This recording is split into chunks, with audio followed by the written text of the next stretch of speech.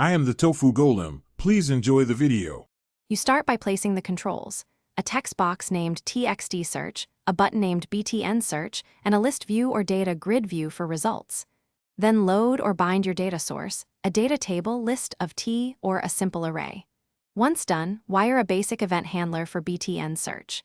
Click so you can test input flow. Make sure to set proper name and format properties.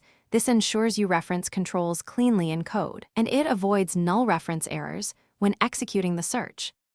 Now implement the actual search logic inside BTN Search. Click Read TXT Search. Text, trim it, and return early for empty input. That prevents needless queries. Use link queries like data list, where function XX, name, index of query, string comparison, ordinal ignore case, greater or equal 0, or a for each loop that adds matching rows to results. Once you populate a filtered list, bind it to the list view or data grid view.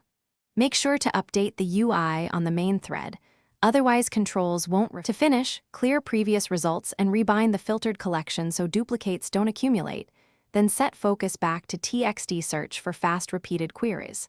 If searches can be slow, run them in a task and disable BTN Search until completion. Once done, invoke results update on the UI thread.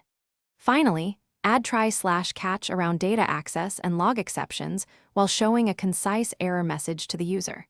If results are missing, verify data binding and check that query case.